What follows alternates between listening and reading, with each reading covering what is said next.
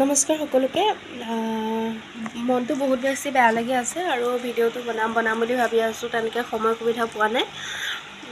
মানুহৰ দৃশ্যবোৰ দেখি, মানুহৰ হাহাকাৰবোৰ দেখি সঁচাকৈ বহুত বেছি বেয়া লাগিছে। আৰু কোনে কি মন্তব্য কৰিছে, কি কৰি আছে, মোৰ সেইবোৰ কথা মই ক'বলৈ নাযাওঁ। সেইবোৰ মোৰ দৰকাৰো নাই আৰু সেইবোৰ কৰাটো মই ভাল বুলিও নকৰোঁ। কিন্তু এটাই মানে জানিছোঁ, বহুতৰ ভিডিঅ' চাই আছোঁ, মানে মোবাইলটো খুলিবই পোৱা নাই, ইমান বেছি দুখ লগা দৃশ্য। তাৰোপৰি সৰু সৰু কেঁচুৱা, সৰু সৰু ল'ৰা ছোৱালী ইমানখিনি মানে কষ্ট পাইছে তেওঁলোকে। দুমহীয়া এমহীয়া কেঁচুৱালৈকে দেখিছোঁ কিমান কষ্ট, মানে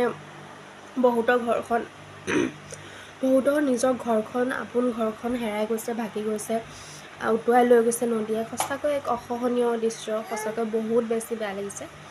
আৰু কালিও এটা ভিডিঅ' দেখিছোঁ, এটা হাতীয়ে এটা হৰিণা পোৱালি এনেকৈ কোডালত দাঙি আনিছে। সঁচাকৈ সেইটো এটা মানে মৰ্মান্তিক দৃশ্য আৰু সঁচাকৈ ভাল লগাও আৰু যে চাওক, আজিৰ যুগত যিখিনি মানুহে ভালকৈ বুজি নাপায়, তেনেস্থলত জীৱ জন্তুৱে বুজি পাইছে। সেইটো আচলতে বহুত বেছি ভাল লগা কথা নহয়নে?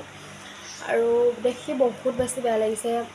গোটেই পানীৰে আগুৰি আছে, কিন্তু এটুপি পানী মানুহৰ খাবলৈ টনাটনি হৈছে।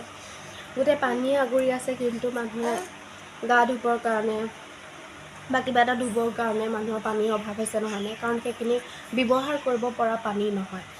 আৰু ভিডিঅ'বোৰত দেখিছোঁ পানীটো ইমান বেছি সোঁতত আহিছে, মানে ইমান বেছি স্পীড, দেখিয়ে বহুত বেছি ভয় লাগিছে আৰু বহুত বেছি বেয়া লাগিছে। আমি পৰাপক্ষত আমি পৰা হ'লে বহুত বেছি সহায় কৰিলোঁ হয়, কিন্তু পৰা নাই। কিন্তু নোৱাৰিলেও বেয়াকৈ কমেণ্ট নকৰোঁ। ভগৱানক এটাই প্ৰাৰ্থনা, সোনকালে পানীটো শুকুৱাই দিয়ক, মানুহৰ ইমান হাৰাশাস্তি নকৰিব। আচলতে মানুহৰ জীৱনবোৰ সঁচাকৈ দুখেৰে ভৰা বুলি ক'ব লাগিব।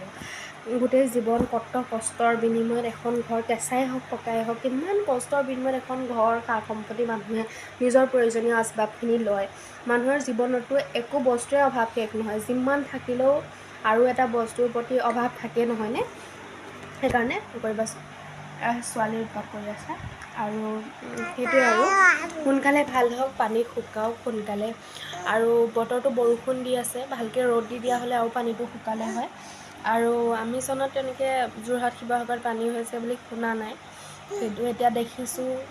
সেইকাৰণে বেয়া লাগিছে, বহুত বেছি বেয়া লাগিছে। মানুহবোৰৰ যিখিনি দুখ দুৰ্গতি হৈছে, সঁচাকৈ বহুত বেছি বেয়া লাগিছে।